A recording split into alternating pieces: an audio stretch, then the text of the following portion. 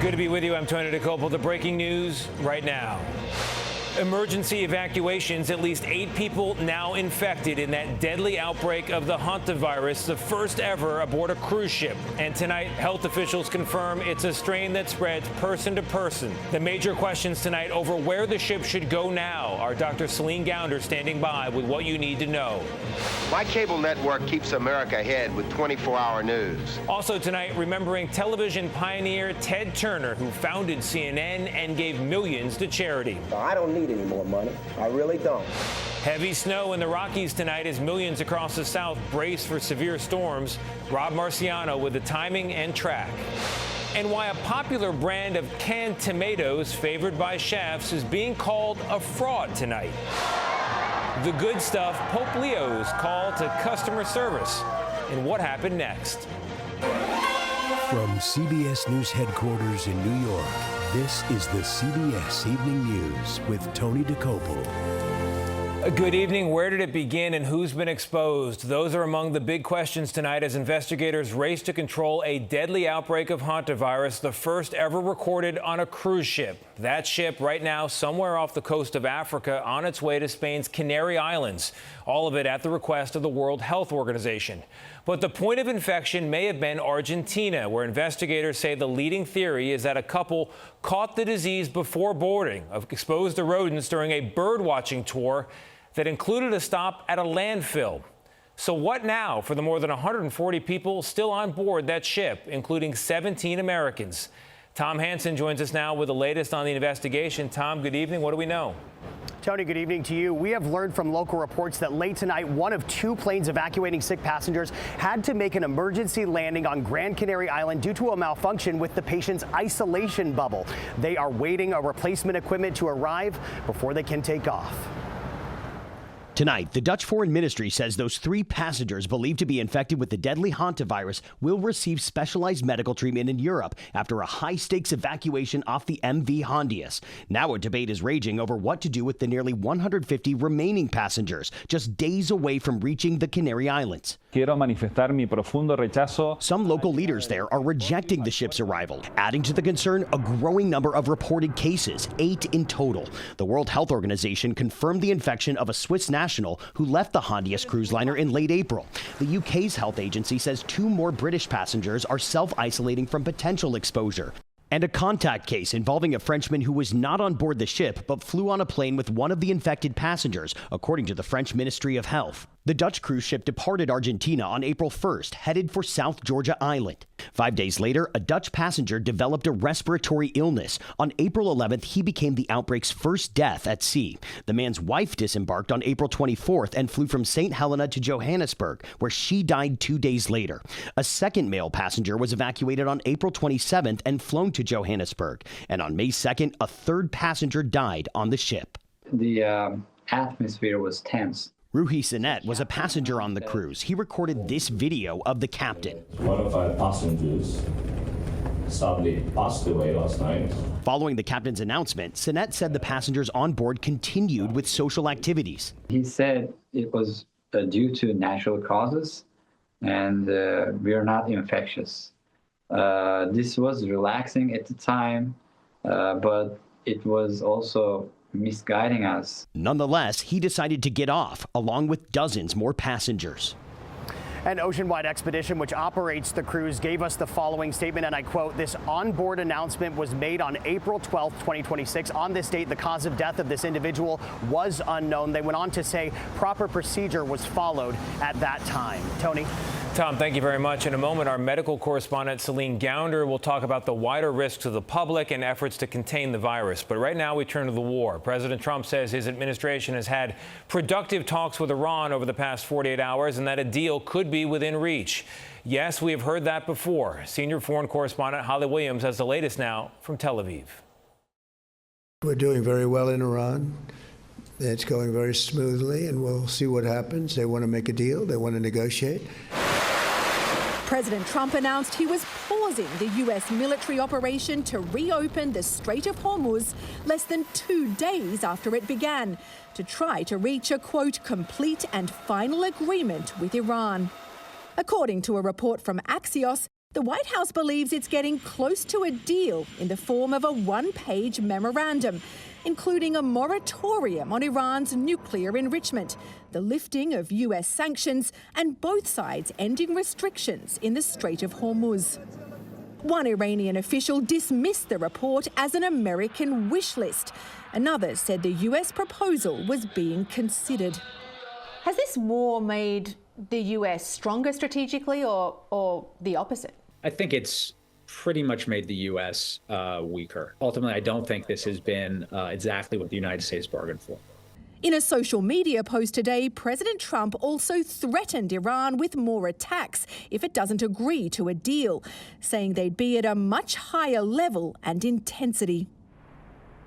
Oil prices dropped significantly on the news that the U.S. and Iran could reach an agreement to end the conflict. But the price of gasoline for consumers in the U.S. is still up 50% since the beginning of the war. Today's average is over $4.50 a gallon. Tony. Holly Williams for us in Tel Aviv. Holly, thank you very much. We know more tonight about why the Secret Service opened fire Monday near the Washington Monument. Officials say a 45-year-old man from Texas tried to cross the street, as seen in these newly released surveillance photos, right as the motorcade for Vice President J.D. Vance was about to come through. When officers tried to stop him, they say he pulled the gun and fired, wounding a bystander. Officers fired back, wounding the suspect, and on the way to the hospital, he allegedly said, quote, F the White House, and repeatedly told officers to kill him. Staying in Washington, after the east wing of the White House was torn down, President Trump said again and again its replacement, a ballroom, would be entirely funded by private donations. But Republicans are now requesting about $1 billion in taxpayer money for heightened security on that ballroom after a third assassination attempt last month across town. Nancy Cordes is at the White House with details. That's the entrance to the new ballroom that's being built. At an event for military mothers today, President Trump raved about the new ballroom going up just a few feet away. So if you hear any pounding noises, the pile drivers are out. He did not mention the new controversy swirling over this, a funding bill drafted by Republican Senator Chuck Grassley that would provide up to $1 billion for security adjustments and upgrades related to the ballroom project.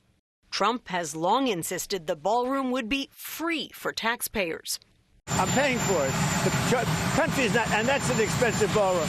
The bill does say that none of the funds may be used for non-security elements of the project. But Democrats argue that's irrelevant, since the plans call for a drone-proof roof and 6-inch thick glass windows. Look, American people are struggling, can't afford gas, can't afford groceries. They don't need to be paying for Donald Trump's golden ballroom. I am the real Barack Obama. In an interview with Stephen Colbert, former President Barack Obama argued Trump is trampling on long-held norms. The White House shouldn't be able to direct the Attorney General to go around prosecuting whoever the president wants to prosecute. What is your response? CBS's Camilo Montoya Galvez asked the Attorney General, Todd Blanche, about Obama's comments today. There's something extraordinarily rich about a Democrat suggesting that this administration is charging our political adversaries. I mean, first of all, we're not. Blanche was Trump's personal attorney before he joined the Department of Justice, so Blanche defended Trump in court against some of the charges he faced after his first term.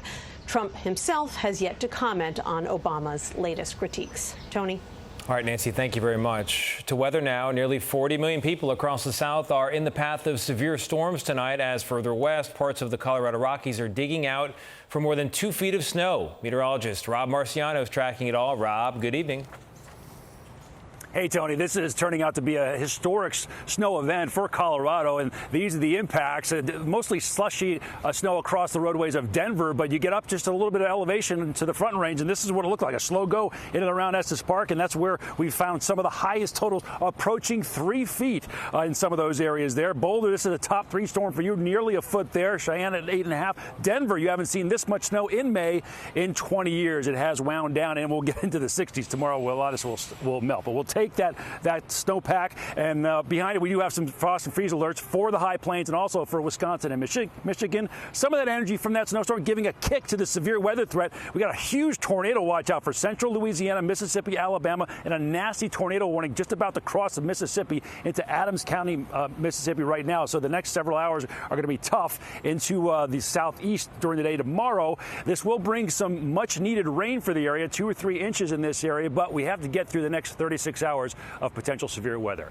Tony? Rob, thank you very much. The U.S. Supreme Court is heading into its busiest time of the year with nearly 36 decisions expected by July. But with a new children's book out, Justice Neil Gorsuch made time for a rare interview, talking with our chief legal correspondent, Jan Crawford, about lessons of the past and divisions at the court today. In this blockbuster term, there are signs of tension among the justices. On Monday, liberal Justice Ketanji Brown Jackson accused her colleagues of letting their principles give way to power. Conservative Justice Samuel Alito fired back, calling her allegations baseless and insulting. Last month, it was Justice Sonia Sotomayor issuing a public apology for what she said were her hurtful comments about the upbringing of Justice Brett Kavanaugh. I asked Justice Neil Gorsuch about strains at the court. I've covered the court a long time, and it does seem more divided now. Do we disagree on hard cases? Yes, Jan, we do. You give us the 70 hardest cases in the entire American legal system every year. That's our diet. There are 9 of us, appointed by 5 different presidents over the course of 30 years. We're unanimous about 40% of the time. Right. Where lower court judges have sometimes higher than that. How does that happen? It happens because we listen to one another. Polls show most Americans have lost faith in their institutions, including the court. Does that trouble you? I think that same thing was true back in 1776. Only 40% of Americans wanted to declare independence. We're a disagreeable lot. That's part of the American culture. That's part of who we are. The court is also a frequent target of President Trump, who appointed Gorsuch 9 years ago. Does a justice owe a president loyalty? No. My loyalty is the Constitution and laws of the United States. That's the oath I took. It's really just that simple. Now, over the next couple months, President Trump is probably not going to be too happy with the court as the justices release opinions in major cases like birthright citizenship, which the president is highly likely to lose. Tony? Jan, thank you very much. Some breaking news tonight. A judge has released what is said to be a suicide note written by the late convicted sex offender Jeffrey Epstein. Epstein's former cellmate says he found the note inside a graphic novel in their shared jail cell in New York. According to the cellmate, Epstein wrote "Time to Say Goodbye." And the note was reportedly written in July of 2019, which would be following Epstein's first failed suicide attempt. A judge ordered the note to be released at the request of the New York Times.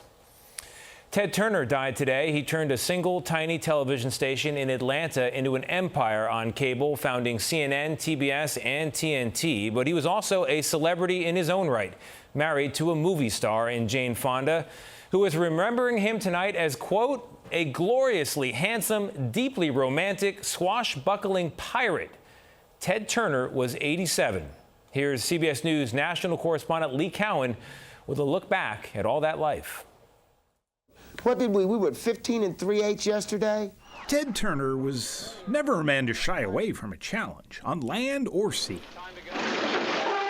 Whether bringing the America's Cup back to the U.S., saving the American bison, getting the Atlanta Braves to the World Series, or changing the way we all consumed news. The skies over Baghdad have been illuminated. Cover wars now largely because of the way CNN covered the first Gulf War live. We intend to cover all the news all the time.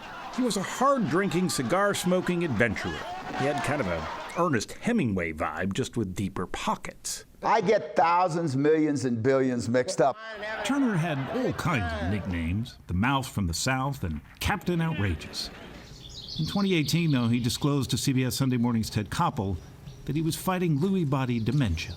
It's a mild case of what people have as Alzheimer's. His memory back then hadn't forgotten his 3 marriages, especially the one to Jane Fonda. Have you ever quite got over her? No. Do you think you ever will? No. When you love somebody and you really love them, you never stop loving them. He never got over his love of the American West either, and his philanthropic efforts will live on in perpetuity. We don't really own anything, he said. We just borrow it for a while. Lee Cowan, CBS News. Thank you, Lee. Still ahead, just how contagious is that cruise ship virus and how worried should the rest of us be? Our own infectious disease specialist, Dr. Celine Gounder, with some answers next. We're back with more on that deadly strain of the hantavirus and first ever outbreak aboard a cruise ship. More than 140 people on board, with 3 deaths among 8 confirmed cases so far. What's the risk to the ship and the wider public? Earlier, I spoke with Dr. Celine Gounder, an infectious disease expert, CBS News medical correspondent, and KFF editor-at-large for public health. Dr. Gounder, thank you very much for being here. We're in a post-COVID world. People are scared. They hear about an outbreak and they're worried. I know you say this is not COVID. Explain to me why. So this is not COVID. The Andes virus, which is a kind of hantavirus, requires close, prolonged contact between 2 people in order to have transmission. When we've seen this happen in the past, it's been in the context of spouses, that kind of close contact. What makes this really hard to contain is the fact that it's on a ship and the timeline. So you have this long incubation period. You also have a period of time when people can be infectious before they show symptoms. So we got 140 people on this boat. 17 of them are Americans. How do you deal with that population safely? Could they, in theory, come home safely? Yes. The risk of spreading this on a flight is very low. They would need to be near a hospital that has a heart-lung bypass machine, because that's what you need when you get really sick with hantavirus. But it is something that we can anticipate that some countries won't want to accept them, right? And this goes back to the Ebola days, 2014, 2015. So these passengers may well need to quarantine on the ship. That out-of-office message just got a little longer. Dr. Gounder, thank you. Up next, a new lawsuit that shows just how particular some people can be about their tomatoes. 2 people in California are suing Cento Fine Foods tonight, accusing it of tomato fraud. Very serious business here. Cento's certified San Marzano tomatoes, the lawsuit argues, are not actually certified by the right group, the one recognized by the European Union. But Cento says its tomatoes are certified via another group, and anyway, both San Marzano tomatoes are delicious. A judge will decide, perhaps over pasta. If you're a 250-pound bear, you sleep pretty much wherever you like. This one in Colorado found a comfy place in a basement window well, but talk about some weird dreams. Wildlife officials came in, hit him with a tranquilizer dart, and then carried the bear outside again. When he woke back up, he was in the woods. Still ahead, the good stuff. We all have customer service stories. Pope Leo's is next. This portion of the CBS Evening News is sponsored by Progressive Insurance. Keep your career moving forward. Visit careers.progressive.com. We're back with the good stuff, always on the lookout for the little things we all have in common, and we found the best, or at least the most elevated example I can imagine. Pope Leo, living one of the most exceptional lives on the planet. He now serves 1 billion Catholics as leader of the church and the entire world as a messenger of peace. And yet, not even he can avoid frustrating dealings with customer service. In a story told recently by Father Tom McCarthy, an old friend of the Pope's from Illinois, the Pope had to call his bank to update the address and phone number on file. But the bank said they were unable to do it over the phone. And I'll let Father McCarthy take it from here. She asks all the security questions. And then they say, "Oh, I'm sorry, sir. It says here you have to come in person."